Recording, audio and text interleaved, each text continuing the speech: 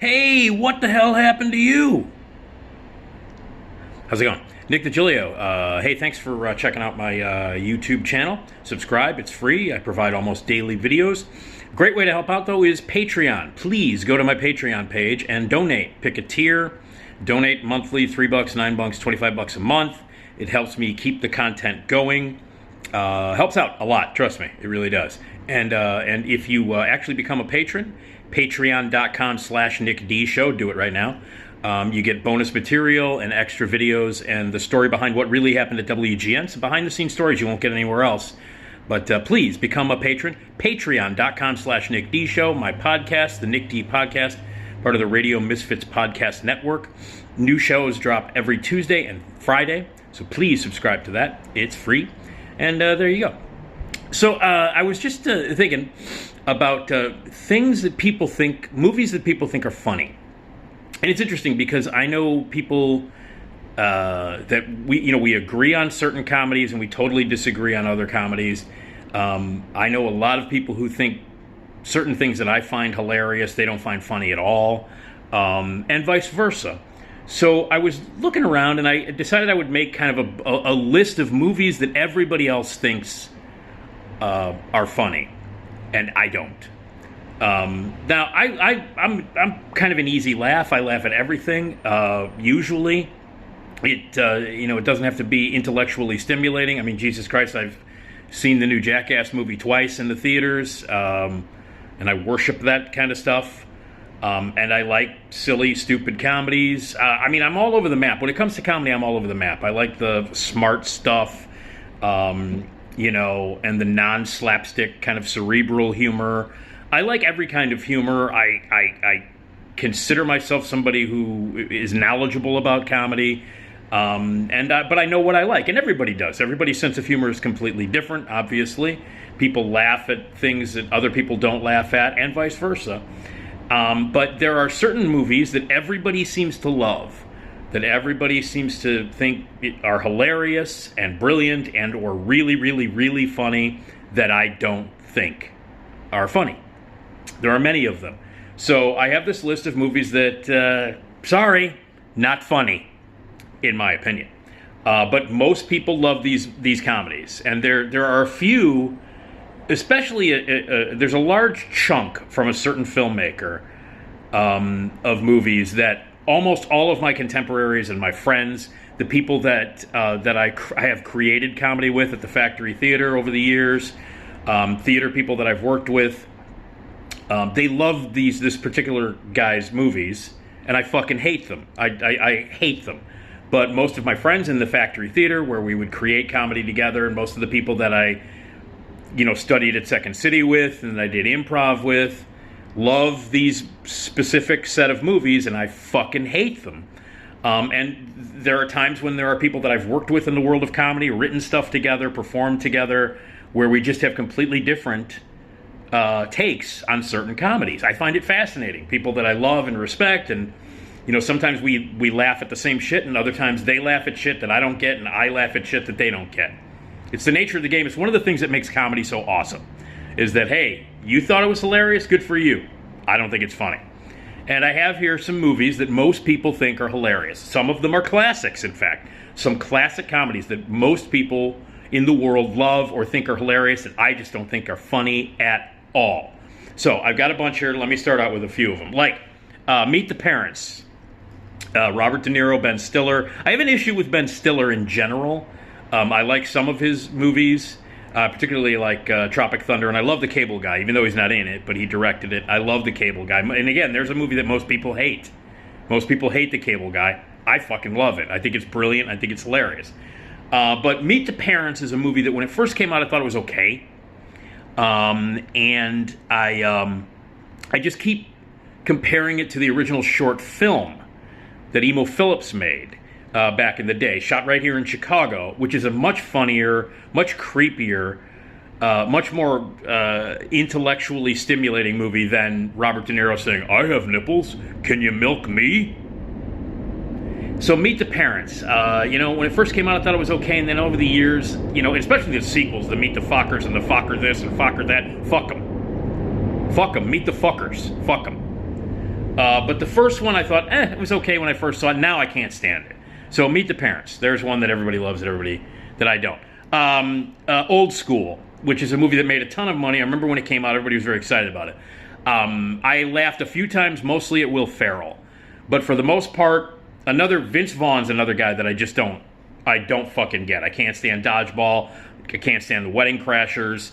Most of the movies with Vince Vaughn completely rub me the wrong way. I think the guy's a douchebag, and I don't think he's funny. I like the Swingers. I like Swingers. I hated the first half hour of Swingers. The whole Vegas thing. Bullshit. But after that, I thought it was pretty good, and that was before we knew that Vince Vaughn was a one-note, not acting really because he is a jagoff in real life. Jagoff. So yeah, anything with Vince Vaughn, usually I can't stand. I mean, like Wedding Crashers. Jesus Christ, was that a piece of shit? And Vince Vaughn just in almost in every single way just rubs me the wrong way. And so Old School's another one, Vince Vaughn and all that, and but I laughed a little bit at Will Ferrell, but no, not good. Everybody loves that movie. I don't think it's good. The Hangover. Holy shit! When this movie came, The Hangover's not funny. It's not funny. None of them. There are 3. They made 3 pieces of shit Hangover movies, and none of them are funny. I hate the Hangover movies. The first one, when it came out and it made like $200 million at the box office, I was astonished. I truly was like, what the fuck are you people laughing at? There is nothing funny about that movie. The Hangover is not a funny movie. And it took me a long time to start liking Zach Galifianakis, because I liked him before the Hangover movies, and then he did the Hangover movies and he started making really stupid movies, and all 3 of the Hangover movies are pieces of shit. So for a while there, it took me a little while to get back into the groove of liking Zach Galifianakis, who is brilliant in Baskets and in his stand-up and in other movies. But man, those Hangover movies, right out of the gate, those are the first big movies he makes. And I'm like, oh, well, now I suddenly hate Zach Galifianakis. And boy, did it take me a long time to like Bradley Cooper. Jesus Christ, speaking of Wedding Crashers. Bradley Cooper. Now I love the guy. I think he's brilliant. Like when he, Nightmare Alley and Licorice Pizza last year, 2 of my favorite performances.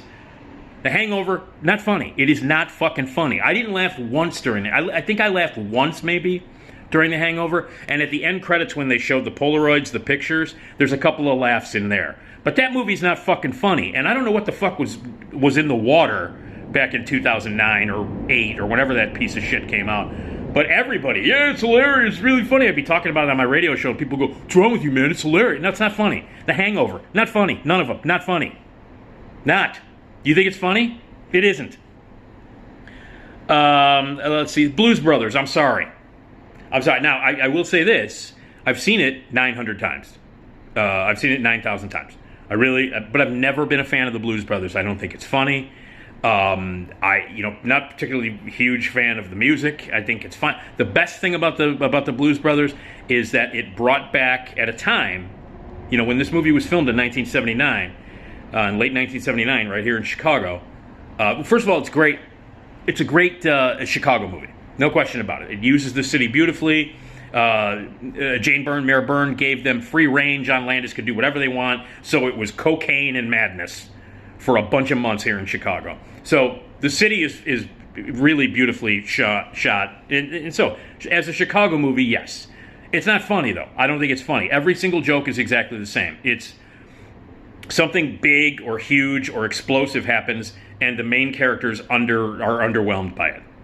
They don't react to it. That's the joke. A phone booth explodes, and then they don't acknowledge it. They go, "Oh, here's some change," and that joke is repeated ad nauseum throughout the entire movie. I don't think the Blues Brothers is funny. I don't. John Candy's got a few laughs in it. And again, I'm not crazy about the music, but the one thing I admire and I love about the movie is that when that movie came out, Aretha Franklin, Ray Charles, John Lee Hooker, James Brown, all of these incredibly important, historically important musicians, African-American musicians, the kind of music that they play in the movie wouldn't exist without these people. And the fact that they are showcased at a time when nobody was buying their records. Nobody bought Aretha Franklin records in 1979 or 1980. James Brown. None of those people were selling records, and they were off the radar. So for John Landis and Dan Aykroyd to put those incredible talents into the movie, and knowing that they are going to be exposed to an audience that probably didn't buy their records. I mean, we're talking young people in 1980. We're talking, I was 15 when the movie came out. And a lot of younger people, younger generations, probably weren't aware of just how important and how great somebody like Ray Charles is. And, you know, and this is true. You can go back and look it up.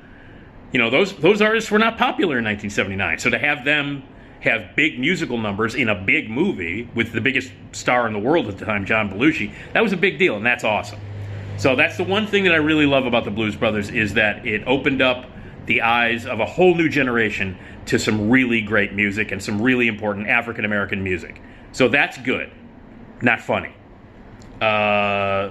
Speaking of Ben Stiller, Zoolander's not funny. Not funny. The sequel, even worse.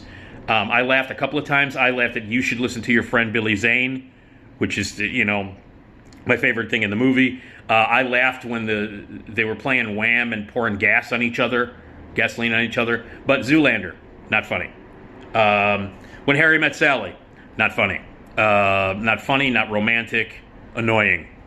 I don't know. I just didn't. Those, and it was kind of the birth of that era for about 15 years, where every other week we were getting a really shitty rom-com. And I'm not a rom-com guy at all. I mean, some of them are good, but for the most part, they're all carbon copy bullshit. And When Harry Met Sally is the blueprint for all that crap. Not funny.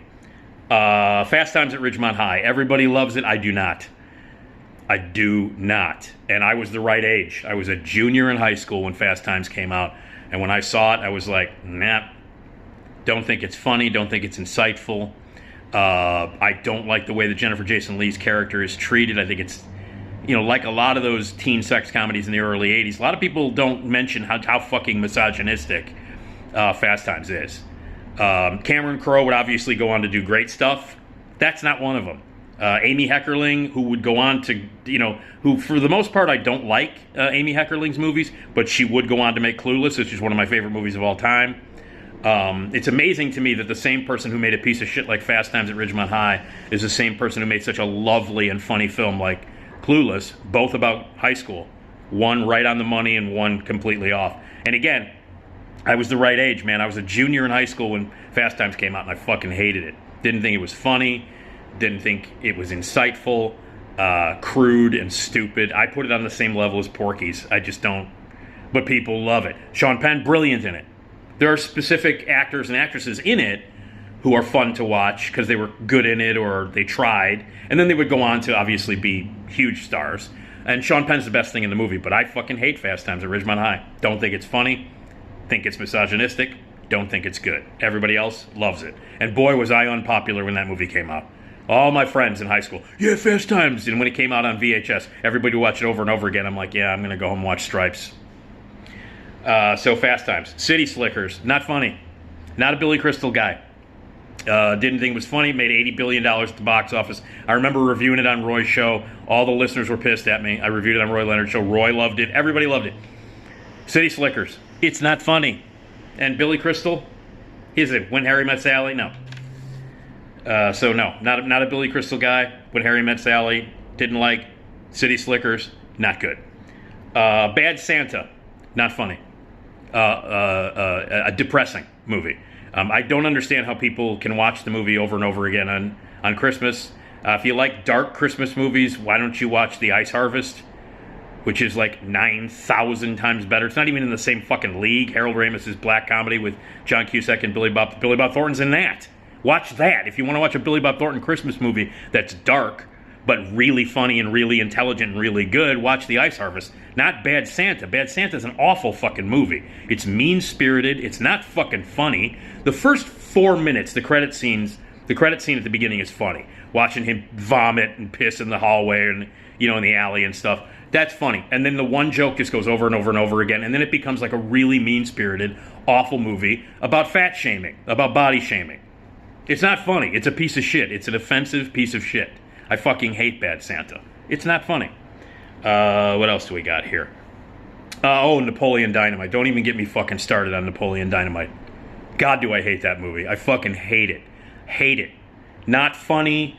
Never understood when it became this cult hit, and now it's like everybody loves it. And that John Heater Jagoff, the hater or whatever the fuck his name is, there's a career that lasted a long time. He made that goddamn ice skating movie with Will Ferrell, and then what happened to him? Where is he now? That movie sucks. Napoleon Dynamite sucks.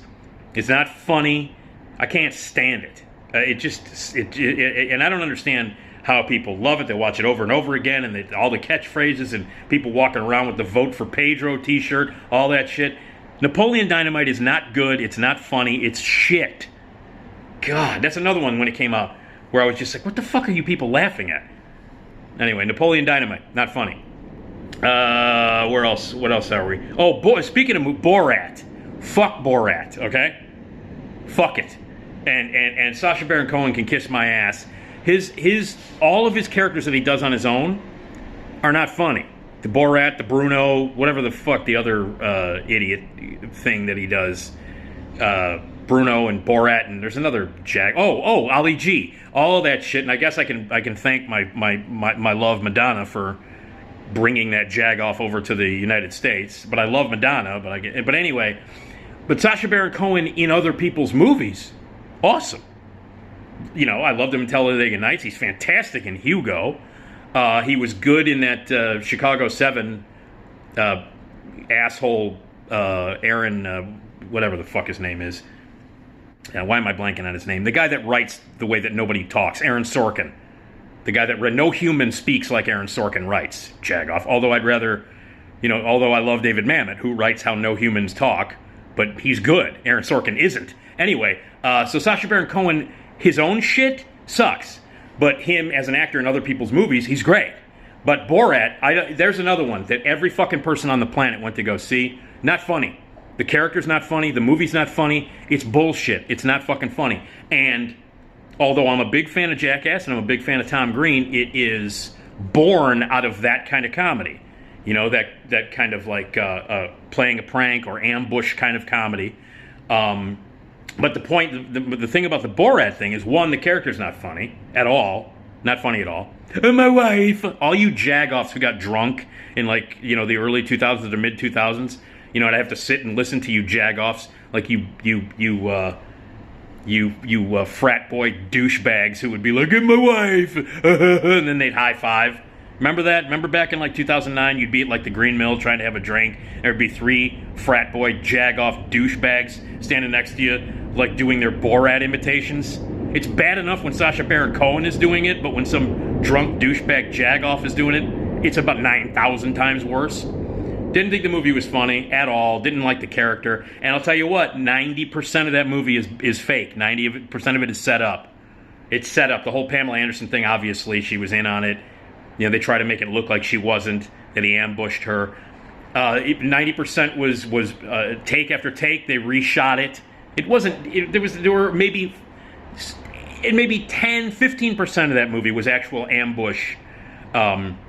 Ambush stuff. And the sequel that he did for Netflix was even fucking worse. The one for a couple of years ago was even last year before, whatever it was. Borat, not funny. Both of the movies not funny. And everybody's like, yeah, but he exposes racism, and yeah, well, you know what? It's really easy to put a camera on a dipshit to make them look dumb. He's not doing anything we don't already know. Everybody's like, yeah, but the whole Rudy Giuliani thing. No, fuck off. It was nothing. The targets that Sacha Baron Cohen picks are fucking easy targets. They're easy targets. What he does isn't brilliant. What he does is easy. Any fucking idiot with a camera, who, by the way, brings people in, rehearses it, fakes it, and makes it look like it's ambush, it's bullshit. It's bullshit. Borat, not a funny character, lying. It was all set up, 90% of it. And the people that he does ambush or exposes are fucking easy targets. Let's go to a white supremacist meeting and put the camera on and expose the dumbness of it. Oh, Sacha Baron Cohen, you're brilliant. No, you're not. Fucking idiot. Anyway, Borat, not funny. Sorry, not funny. Okay. Let me get to the big ones. I'm not a fan of Robin Williams. I won't talk on this a long time. I hated Mrs. Doubtfire more than anything in the world. The message of that movie is the best mother to your children is, of course, a man, because only a man can be a really good mother, is the message of that movie. And I won't go off because, a lot of people love Robin Williams, and the guy passed away too early, and he suffered from depression, which is a horrible thing, but never found him funny. So I'm in the minority on that. Never found Robin Williams funny, ever. The only movie I've ever really loved him in and loved is World's Greatest Dad. Bobcat Goldthwait's brilliant black comedy. But not a fan. Mrs. Doubtfire, hated it. Mike Myers. I don't even want to get into how much I fucking hate Mike Myers. The Wayne's World movies, bullshit. Don't even get me started on the Austin Powers movies. Everybody, Love Guru, I don't even have to make fun of, because even people who like Mike Myers know that's a piece of shit. I kind of like So You Married an Axe Murderer. That I thought was okay. But didn't like him very much on Saturday Night Live. He's a fucking joke thief. He is notorious for stealing jokes from other people and stealing characters from other people. There are documented cases of him ripping other comedians off, like taking their shit blatantly, the shit that's much funnier than anything that asshole could create, and then stealing it for his own. The Dr. Evil character was basically stolen from Mark McKinney, and it all came from Mark McKinney doing his character. Dr. Evil basically doing his character from Brain Candy. It was a character that was based on Lorne Michaels, an imitation of Lorne Michaels. Even Dana Carvey said that Mike Myers stole his imitation of Lorne Michaels to do Dr. Evil. And it is like a Lorne Michaels imitation, but he stole it from fucking Mark McKinney. Like he did so many other things. Bohemian Rhapsody was stolen.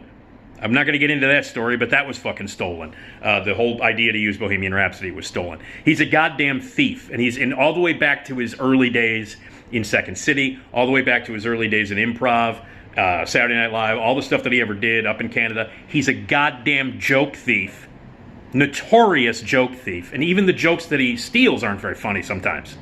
Mike Myers, not funny. The Wayne's World movies, and especially the Austin Powers movies, not fucking funny. Never fucking laugh at Mike Myers. I can't stand him. And of course, he's got to do a Scottish accent and everything. Shrek is now Scottish. Shrek, that's one of his go-tos, is the Scottish accent thing. Fuck off.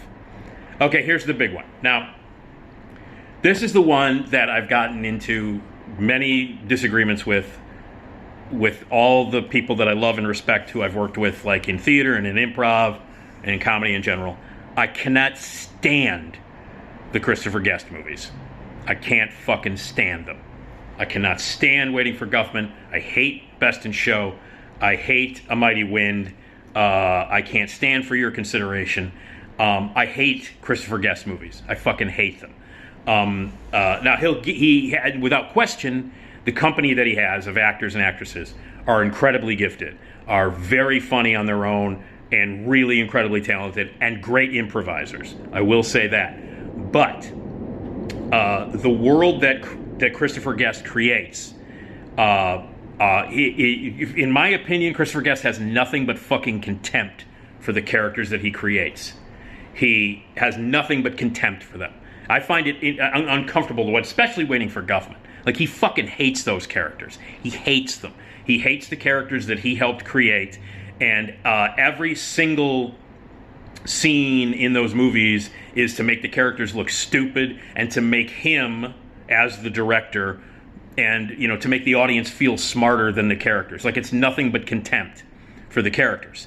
Like, it's mean-spirited. It's like, why are you sharing Christopher Guest? Why are you sharing these characters with us if you fucking hate them so much? Now, I cannot deny that there are people in these movies, especially guys like Fred Willard. You get like an amazing group of people like Fred Willard and Catherine O'Hara and Eugene Levy and all these people. You get them together, and inevitably you're going to have some funny moments in it. But to what end? To what end? To make a bunch of movies where the creator, where Christopher Guest clearly fucking despises the characters that he makes. Despises them. Judges them, makes fun of them, mocks them. There's no love for these characters. It's just, look how stupid these characters are, and look how much better Christopher Guest is than these characters, including the characters that he plays. And even sometimes he'll play characters like the character in Waiting for Guffman, who is a dickhead, but he's smarter than everybody else in the room. I hate those movies.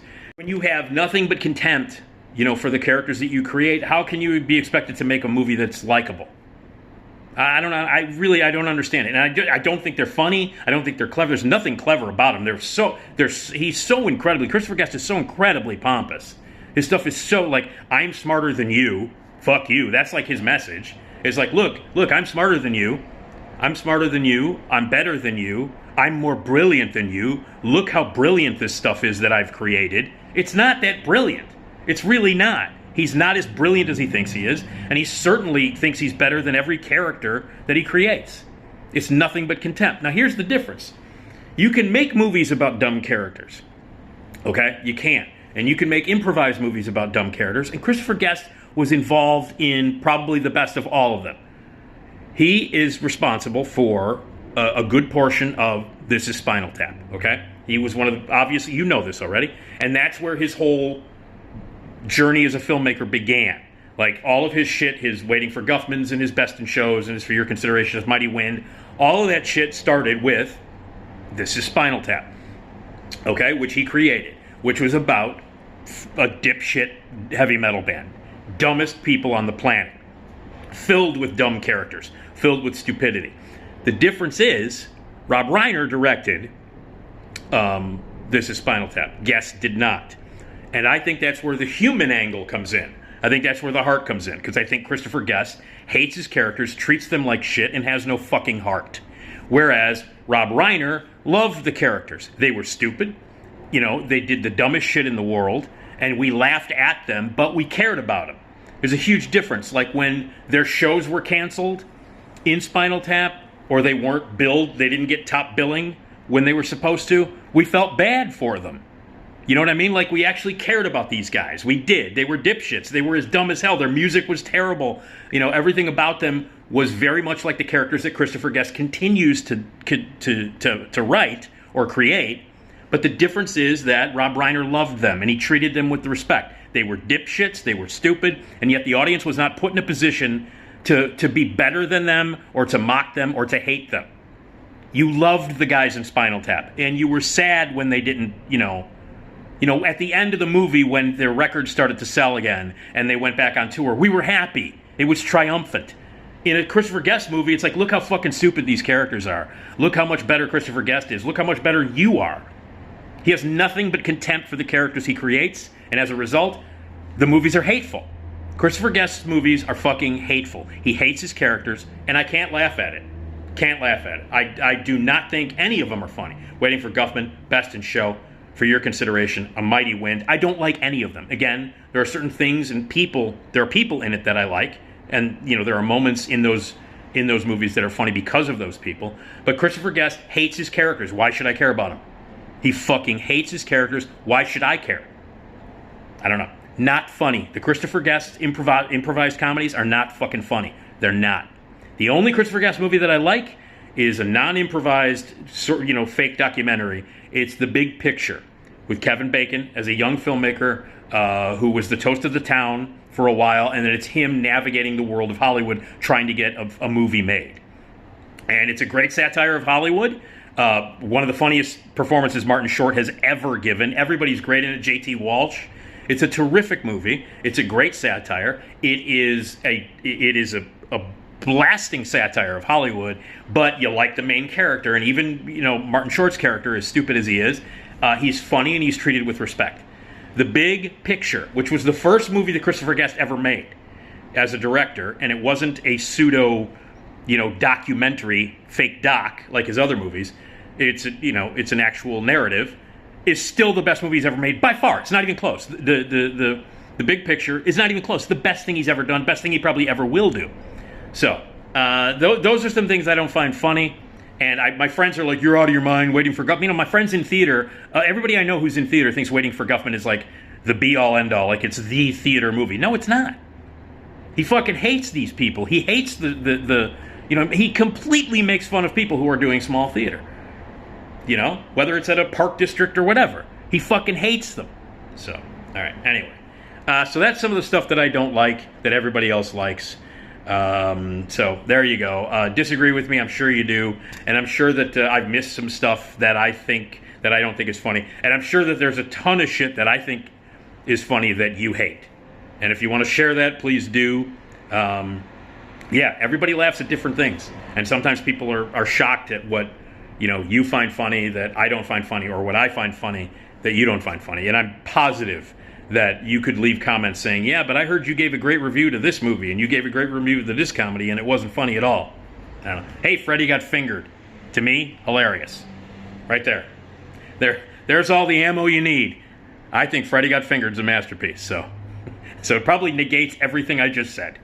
All right, anyway, what's funny to you that's not funny to everybody else, or what's not funny to you that's funny to everybody else? Leave your comments here. And don't say anything about Fred, man. If you don't think Red Fox is funny, we can't be friends.